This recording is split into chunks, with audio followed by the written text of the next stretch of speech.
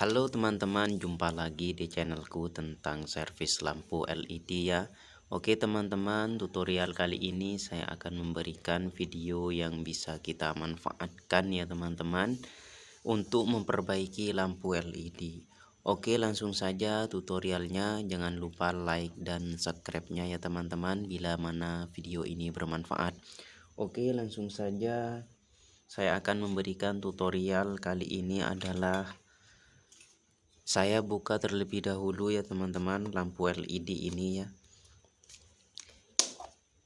Di sini sudah saya tes ya bahwa lampu LED ini yang rusak cuman satu ya teman-teman. Untuk cara penggantiannya bisa kita lihat di video yang sebelumnya ya. Bisa kita lihat di video sebelumnya.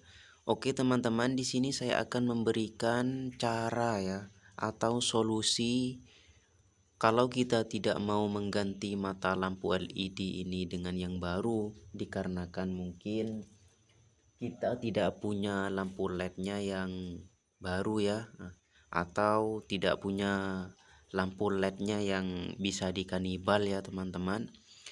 Bisa kita gunakan atau kita cari cara lain ya teman-teman agar bisa awet kembali lampu LED ini ya, dengan cara kita menggunakan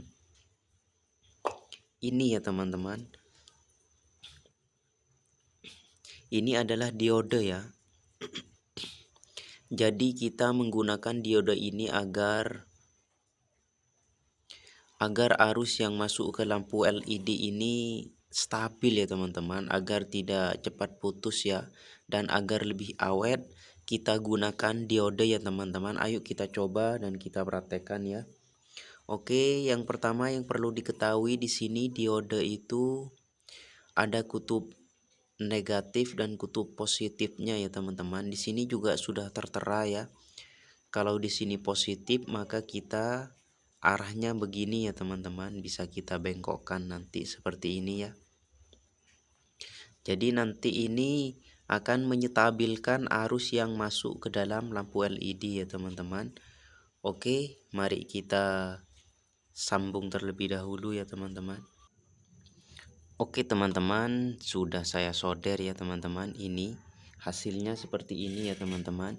Jadi biar awet itu kita menggunakan dua diode brid ya teman-teman, agar tegangan yang masuk ke dalam mata lampu LED ini biar stabil ya teman-teman.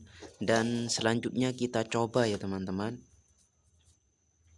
Hasilnya seperti bagaimana, kita lihat ya.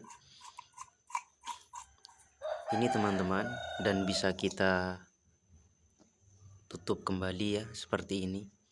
Jadi saya menggunakan seperti ini teman-teman, supaya lampu LED kalau umpama kita tidak mempunyai yang baru, bisa kita jumper dengan menggunakan dua diode brid ini ya teman-teman. Dan ini akan bisa awet kembali ya, karena kalau mata lampu LED-nya satu putus ini, kalau kita langsung sambung maka biasanya itu tidak awet ya teman-teman.